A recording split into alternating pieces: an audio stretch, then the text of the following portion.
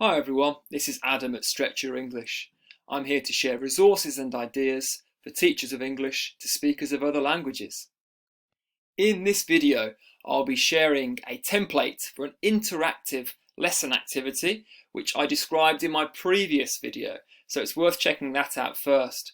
But to recap, this is an activity which you can use in online lessons. It involves some discussion and an activity with some chunks of language which offer different shades of meaning, and it's all built using a tool called Genially.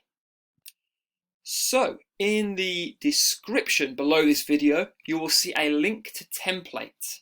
So after you've watched this short tutorial, if you click the link to template, and you will see that the activity opens in your browser.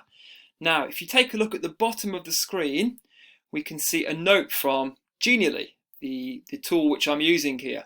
Want to make creations as awesome as this one? Reuse this Genially. So this is the button which you need to press in order to reuse this activity and make it your own. So once you've clicked reuse, it will ask you to sign in. So if you haven't used Genially before, this is the stage at which you can create an account just like you would for many other websites and various resources which are out there. So we're now ready to edit the activity. So we can see all the slides down here. If you want to navigate to your home screen, if you like, on Genially, you can press this icon. And when you start to make other creations as well, they will all appear here. But here's the template that we've just been looking at. So let's go back to it. And as I say, for each slide, there are some very simple steps which I recommend in order to edit this interactive activity and make it your own. So I'll just quickly talk you through those now. So there are essentially 4 key steps to editing this activity. First of all, for each slide, find the red text, unlock, edit, and lock again. And I'll explain what this means now. So if I go to the title slide, for example, I'll find the red text, enter your title here. And remember, first of all, I need to unlock. So you can see this small lock symbol here. Unlock, and then now we can edit it. So I can add my own title. So my amazing lesson, March 2021, for example. And remember, after you've edited it, lock it once more. So we could perhaps do this for another slide as another example. So choose a topic. Again, all the text which you need to edit is in red. So let's find that one. Unlock. We can add our own topic, perhaps agreement, and then lock it once more.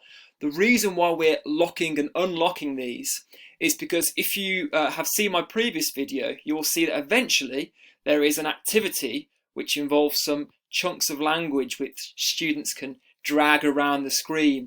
So everything else in our Genially needs to remain locked on the page apart from the chunks of language which the students have to put in order.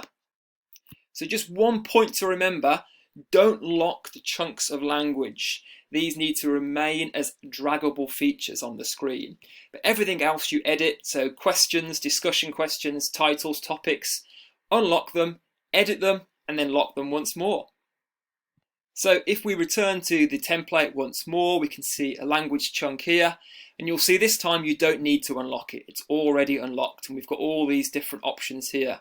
We could perhaps change the color, for example, and then you can edit it with the text that you want.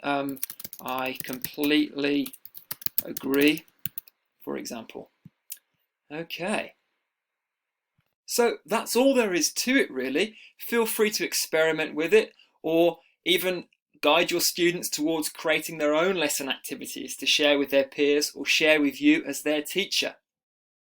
When you are ready to share your finished Genially lesson activity, you can hit this icon here at the very top right of the screen, all set, and then you can follow the instructions on screen in order to share it, perhaps with a link which you can send to students on an email, for example. And that's it. My best advice is experiment with it, have fun, and if you have any comments or suggestions, please do let me know in the comments on this video. In my next video, I'll be briefly describing my Instagram account @StretchYourEnglish, which provides some ideas for vocabulary and language chunks to help learners and hopefully inspire teachers. So, as ever, please subscribe to this channel for more videos. You can also see all these resources which I share and the ideas which I share on my website, stretchyourenglish.com. You can check me out on Instagram @StretchYourEnglish or contact me directly, stretchyourenglish@gmail.com. Thanks a lot and see you next time.